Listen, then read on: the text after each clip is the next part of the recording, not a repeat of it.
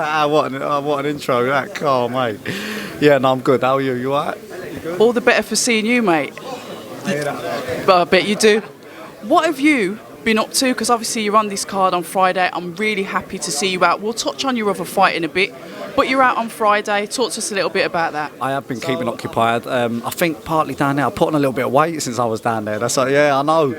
That's what I'm telling you now. I mean, I know I look like a unit anyway, but I mean, it's you need people that are involved in the boxing game. Strength and conditioners, I think, especially nowadays, are getting very carried away over the Instagram and that. I mean, you get a lot of Insta trainers, a lot of Insta S&C coaches. He's got a lot more. Knowledge is one thing, experience is a totally different game. So, yeah, so basically, don't worry, son, I ain't going to sack you. You ain't going to sack, don't worry. Especially to lose in that fashion in front of people, all of my fans, all of my family. It hurt badly. Now I'm over it because it's one of them things. Everyone loses. Boxing's, you're playing with fire, you're going to get fucking burnt, ain't you? I mean, ego turn, I can beat anyone. And again, another lesson learned, and learned in the harshest way possible, I believe. But again, I've never had an injury like that. Like to burst he burst both. He perforated the right, so it was only a small one.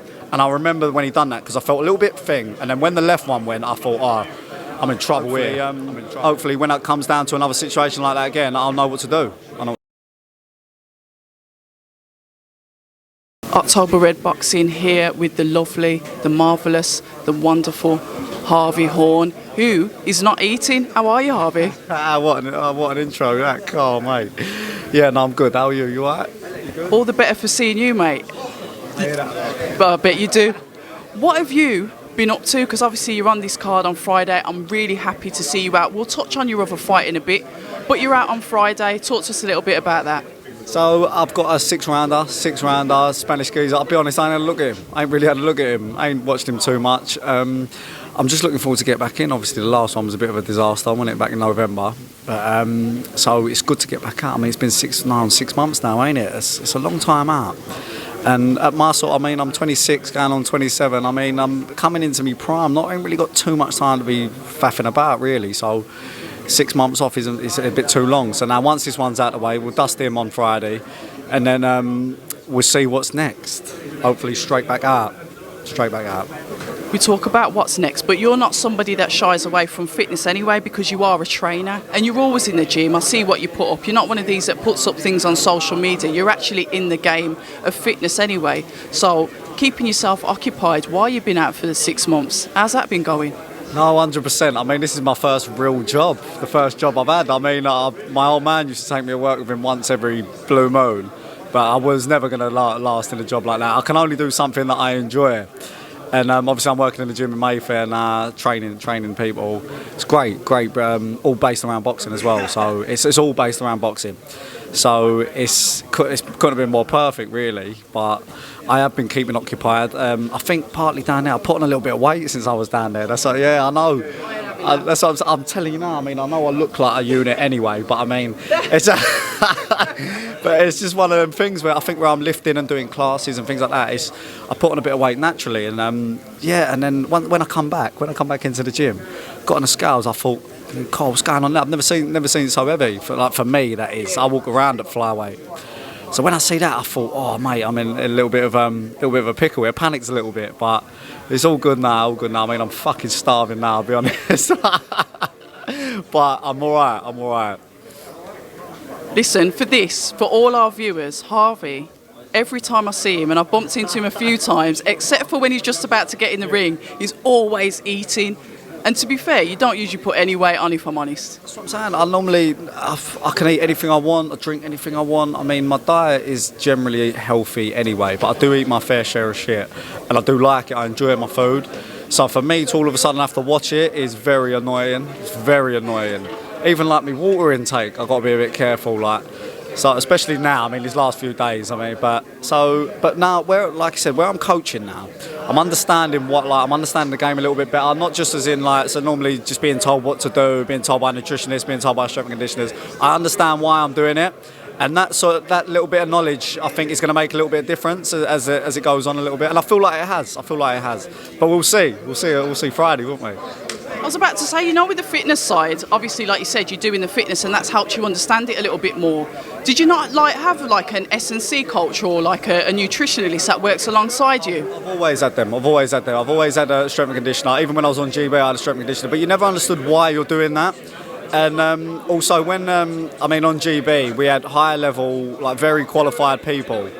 But when I think you need people that are involved in the boxing game. Strength and conditioners, I think, especially nowadays, are getting very carried away over the Instagram and that. I mean, you get a lot of Insta trainers, a lot of Insta S&C coaches. I'm not calling anyone out. I'm just saying that I think there's a lot of social media trainers, and it's a lot of bollocks, really. There's a lot of them about.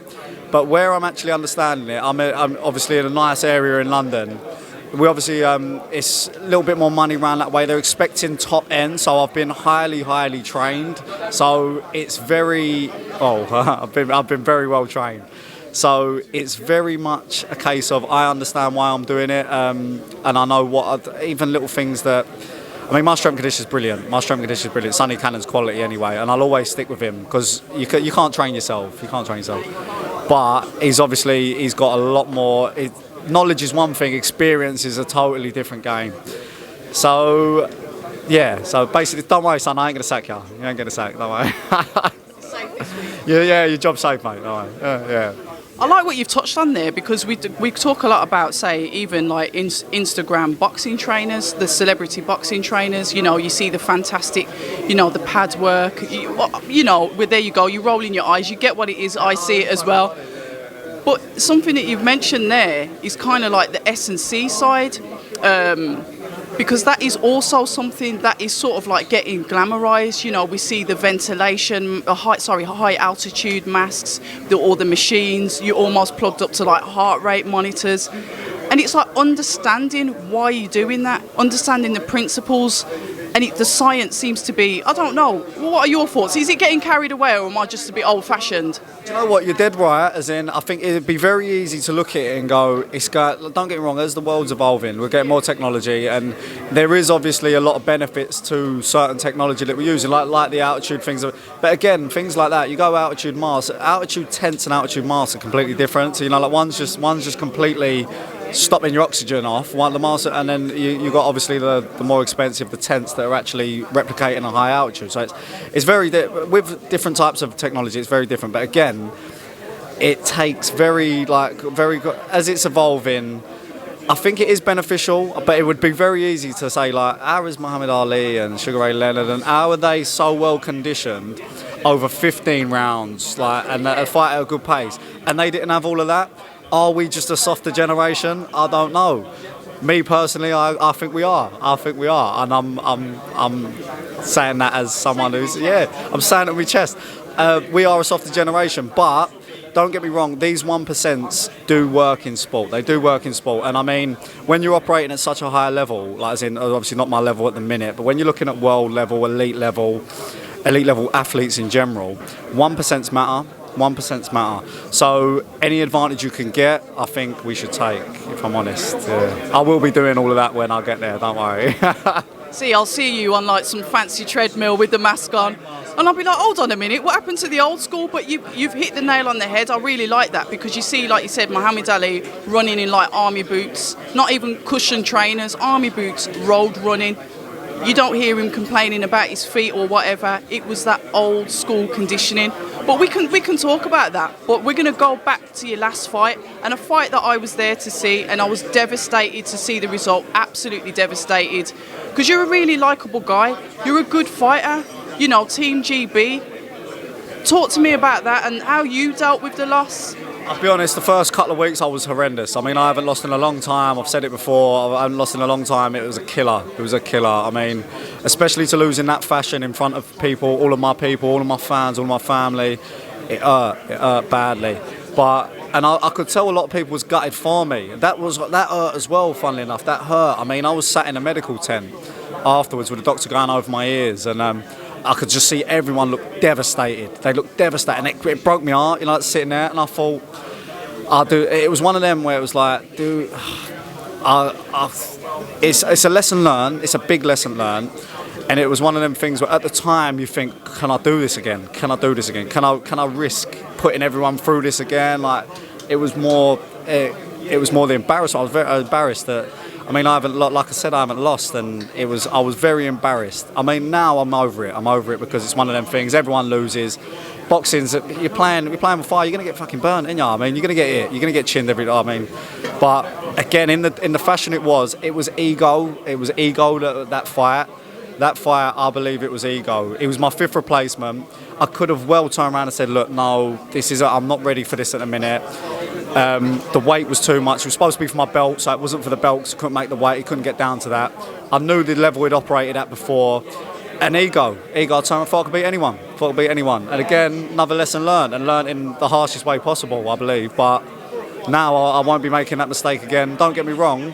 When I get to that level again, I'll be more than prepared. I'll know how to deal with certain things a bit better. Because for 3 rounds, I was boxing lovely. I was boxing nice. But it's just one of them things.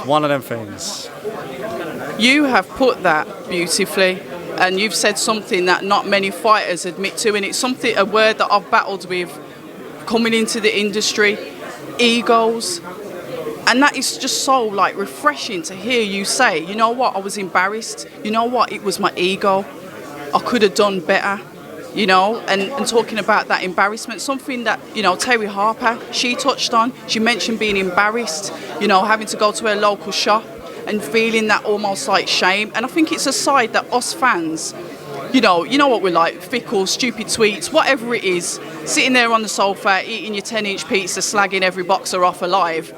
But then it's you guys that have got to cope with that, deal with that, and then almost like, it's like a rebuild. It's like you've said it how many times? You never lost.